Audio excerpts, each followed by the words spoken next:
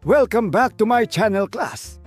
Ako muli si Professor Ipaliwanag ng University of Life at sa episode na ito, pag-uusapan natin ang isang tanong na matagal nang bumabagabag sa sangkatauhan. Lalo na sa mga batang nakatingin sa bintana habang may klase sa math. Kung tutuusin, wala namang giant na pintura sa itaas na nagkulay blue sa kalangitan. Wala ring empleyado ng gobyerno na umaakyat araw-araw para pinturahan ito. Kaya bakit nga ba asul? Tumutok dito sa The Taglish Explainer. Ang topic na ito ay mula kay Skylard. Salamat sa suggestion mo. Sa unang tingin, parang simpleng tanong lang ito. Pero kapag pinag-isipan mo, medyo weird talaga. Ang hangin ay transparent. Hindi naman kulay asul ang oxygen. Hindi rin kulay asul ang nitrogen. Kung transparent ang atmosphere, bakit hindi transparent ang buong langit? Bakit hindi natin nakikita ang outer space buong araw? Aba, parang magic trick ng kalikasan. Para maintindihan natin ito, kailangan muna nating pag-usapan ang ating bida, ang araw. Ang liwanag ng araw ay mukhang puti kapag tiningnan natin. Pero ang totoo, ang puting ilaw ay halo-halong iba't ibang kulay. Para itong halo-halo na may pula, orange, dilaw, berde, asul, indigo at violet. Kumpleto ang ingredients.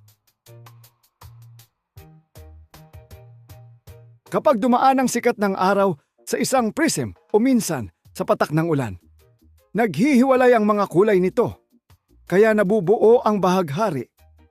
Ibig sabihin, ang puting liwanag ay parang barkadang magkakasama sa iisang jeep. Kapag may nangyaring aberya, nagkakahiwa-hiwalay sila at lumalabas ang iba't ibang kulay. Ngayon, isipin natin ang atmosphere ng Earth. Ito ay puno ng maliliit na molecule ng hangin. Hindi natin sila nakikita dahil napakaliit nila. Pero nandyan sila parang mga tsismosa sa barangay. Hindi mo nakikita minsan, pero siguradong may ginagawa. Habang naglalakbay ang sikat ng araw papunta sa ating mga mata, bumabangga ito sa mga molecule ng hangin. Kapag nangyari iyon, nagkakalat o nagsascatter ang ilaw sa iba't ibang direksyon. Para itong bola ng pingpong na tinamaan ng 10 electric fan ng sabay-sabay. Ang tawag sa prosesong ito ay Rayleigh scattering. Huwag kayong matakot sa pangalan. Hindi ito bagong K-pop group. Pinangalanan ito kay scientist na si Lord Rayleigh. Natuklasan niya na ang mga maiikling wavelength ng liwanag, gaya ng asul at ang violet, ay mas madaling ikalat ng atmosphere kaysa sa mahahabang wavelength gaya ng pula.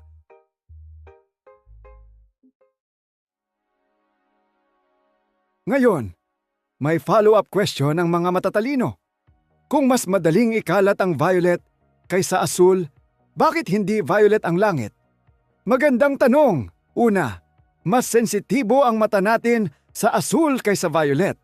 Pangalawa, may bahagi ng violet light na naaabsorb sa upper atmosphere. Kaya sa dulo, mas maraming asul ang nakikita ng ating mga mata. Sa madaling salita, ang atmosphere ay parang giant disco ball. Habang tinatamahan ito ng sikat ng araw, ikinakalat nito ang asul na ilaw sa lahat ng direksyon.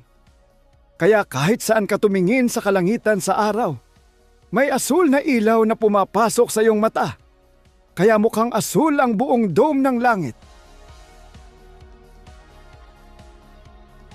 Kung gayon, bakit pula o orange ang sunset?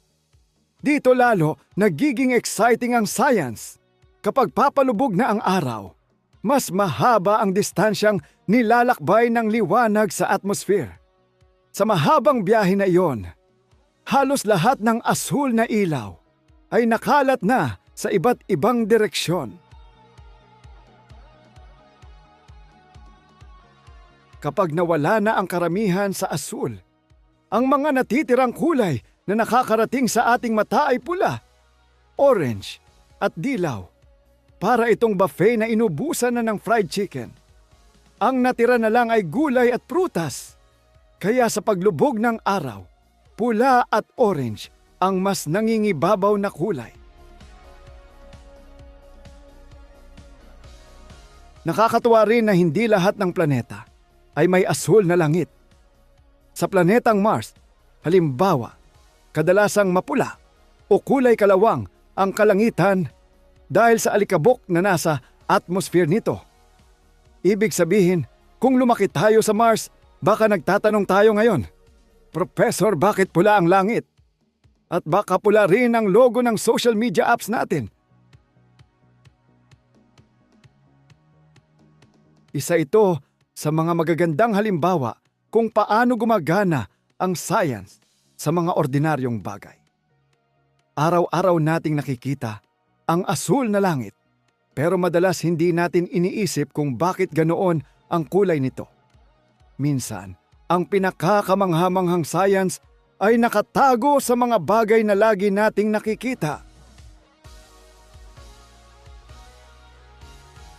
Kulay asul ang langit dahil ang puting liwanag ng araw ay binubuo ng maraming kulay.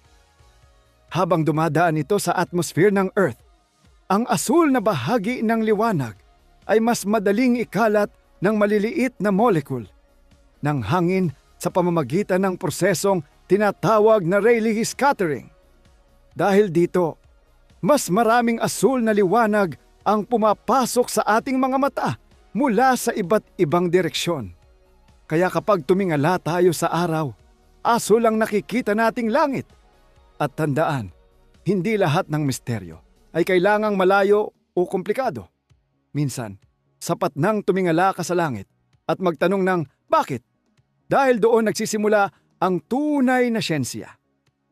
Hanggang sa susunod na episode, ako si Professor Ipaliwanag ng University of Life, nagpapaalala na ang curiosity ay libre, pero ang kaalaman ay priceless.